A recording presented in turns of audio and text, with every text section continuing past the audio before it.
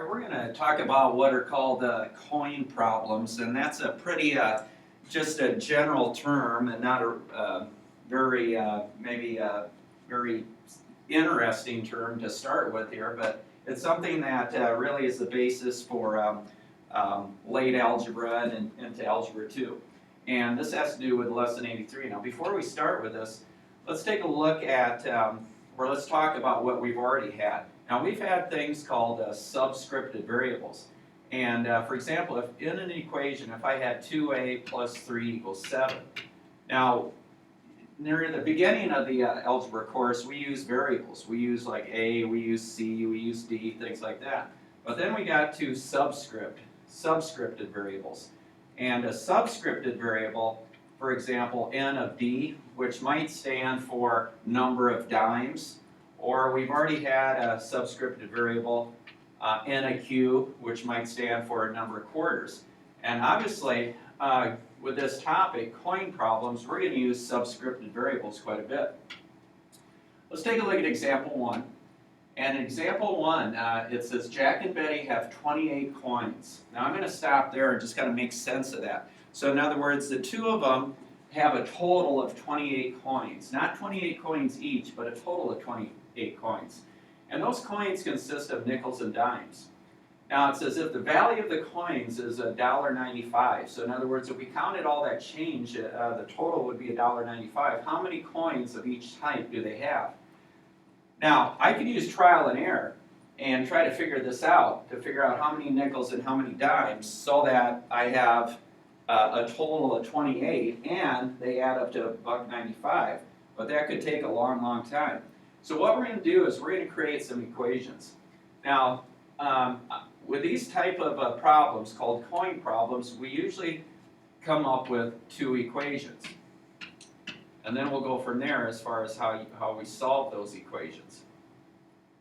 And this is a little slow here. There we go. Okay, so I'm going to come up with two equations. And the first one, I know that the total coins, all the coins I add up to 28. So I could say then, I'm going to erase this, I could say that the number of nickels I have plus the number of dimes that I have total 28 coins. So that's one equation. And notice that I'm using the subscripted variables.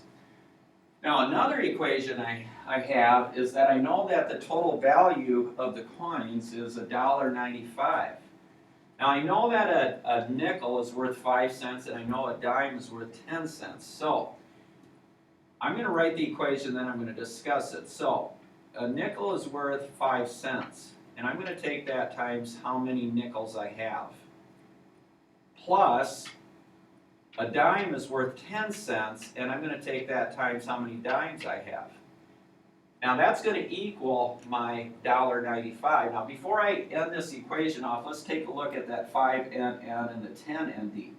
Now would it make sense that if I had, 7 nickels, say I have 7 nickels, how would you figure out how much those 7 nickels are worth? Well, you take it times 5. You take 5 cents, right, times how many nickels you have. And back to this example, 5 times 7, I'd have 35 cents. Now for the dimes, would it make sense then that if I have 3 dimes, how much is that worth? Well, I take 10 times 3. I take 10 cents times how many dimes I have.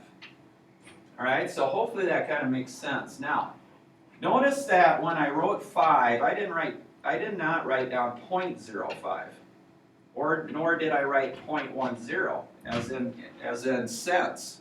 So in other words, I left it as just 5 and 10.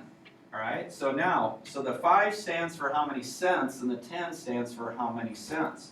So what I got to remember, this is just cents. It's not dollars, it's just cents. So when I write this $1.95, I got to make sure that it's just cents and not dollars and cents.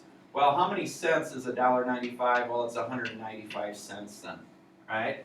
So now I have 5NN plus 10ND equals 195 cents then. So this is cents, this is just cents, and this is just cents, not dollars and cents. All right, now we've had problems where we've involved two equations. And how have we solved those equations? Well, we've used elimination or substitution. And that's what we're going to do. I'm going to use elimination just because I think it goes a little faster. So I'm going to look at these two equations. Now, right now, could I add the two columns up and does something cancel? And the answer to that is no. So what I need to do is I probably need to take that top equation and I need to do something with it. So what I'm going to try to do is I'm going to try to cancel out the NN's. So what I'm going to do is I'm going to multiply the top equation by a -5. So down below I'm going to write that. So I'm going to take a -5 times everything. So -5 times that, and times that. So what I'd have then is a -5NN plus a -5ND. And I also have to take the -5 times 28. So let's see, 28 times 5. And I get a -140. I'm going to try to line the numbers up a little better there. So I get a -140. Now I can add the two columns together, and something's going to cancel, and it's going to be the NN's. So let's see, 5 plus a -5, they cancel. 10 plus a -5 is 5ND equals, and then finally 195 plus a -40, so I take the difference with that, and I get 55. Now divide both sides by 5, and I find out that the number of dimes is 11. So I have 11 dimes. Now, where is the easiest equation where I can figure out how many nickels I have? And hopefully you said this equation right here. So now let's see here. If I have 11 dimes, well, 11 plus what gives me 28? So 28 minus 11, I get 1817. So my number of nickels is equal to 17. So I have 11 dimes and 17 nickels. And notice that they add up to 28 coins. And if we were to check this, and we took 10 times 11, and we took 5 times 17, we find out that the total cents is 195 cents, or $1.95.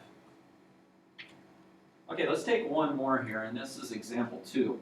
It says Ming has $4.45 in quarters and dimes. She has 8 more quarters and dimes. How many coins of each type does she have? Now, first of all, let's make up an equation here to calculate the value of the quarters and dimes. So let's see, number of quarters. Okay, so I'll use NQ, and I know that a quarter is worth 25 cents, right? Plus the number of dimes, so take 10 cents times how many dimes I have. And remember, since I have 25 cents and 10 cents, this isn't dollars, it's just cents, so I got to make sure that the right side is just cents. So that's 445 cents. So that's my first equation. Now my second equation is a little bit more involved. I know that I'm going to start with an equation that's untrue. I know that I do not have the same amount of quarters as dimes, right? There's not the same amount. It says she has 8 more quarters. So in other words, this side has 8 more. So in other words, if this were a science balance, and this side right here was 8 more pounds, how would I balance it out? Well, I'd have to add 8 more pounds over here. So what I'm going to do, and really that's what an equation is, it's a science balance, I need to add 8 over here to make this equation balance. So this then, NQ is equal to ND plus 8. So that's my second equation. Now, let's solve it. Now really, this problem is set up not for elimination, but for substitution. I kind of know what NQ is. It's that. So I'm going to substitute ND plus 8 in right there, because NQ is equal to ND plus 8. So I'm going to take 25 times ND plus 8, it's a couple, it's connected by a plus sign, plus the 10 ND that I have in the first equation equals 445. So all I did is I just substituted this in right there. So now I distribute. And let's see, I know 4 quarters is 100 cents, so 8 quarters would be 200, plus the 10 ND equals 445. Now simplify, so 25 plus 10 is 35 ND, plus the 200 equals 445. Now subtract 200, and I get 35 ND is equal to 245. Now divide by 35. And in these problems, they will divide evenly. You're not going to get half of a nickel or something like that. So 245 divided by 35. And let's see here, 35, I'll try 1, 2, 3, 4, 5, I'll try 6. 18, that's 210, so I bet 7 will work. 21, 4, 259, okay. Let's see, so I had 35 someplace here, and then I said that it was going to come out even, but for some reason here it's not, is it? Let's check my subtraction, make sure we're good. So that's right, 245. So 25 ND. Good morning, staff. I just want to remind you that we have a after-school meeting in Mrs. Halverson's room at 7:45. We will also have a Kiwanis selection at that time. Thanks. Okay, right now I don't see, let's see, 25 times ND, I'm going to check my distributor property. 25 ND plus 200, let's see, 4 times 25 is 100, double that, 200, plus the 10 ND equals 445, looks good. 25 plus 10, I get 35 ND plus 200, I subtracted 200, and I got 245. I'm almost guessing that probably this original number here isn't the number that that was involved in the problem. Because as I said before, these will come out evenly. That's just the way these problems will be set up. So let me check it one more time here. 35 times 6 times 7. Here we go. So 5 times 7 is 35. Here we go. So I must have multiplied that wrong in the beginning here. So really, 245 divided by 35, I get the number of dimes then is 7. So right here, okay? So I have 7 dimes. Now, how many how many quarters do I have? Well, I could go back to this equation right there. So the number of dimes, which is 7, plus 8, so 7 plus 8, now I can see that the number of quarters then is 15.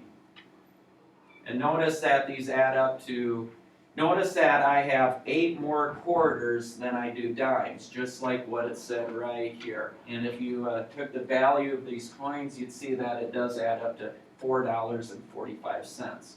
So our topic here was called coin problems using subscripted variables.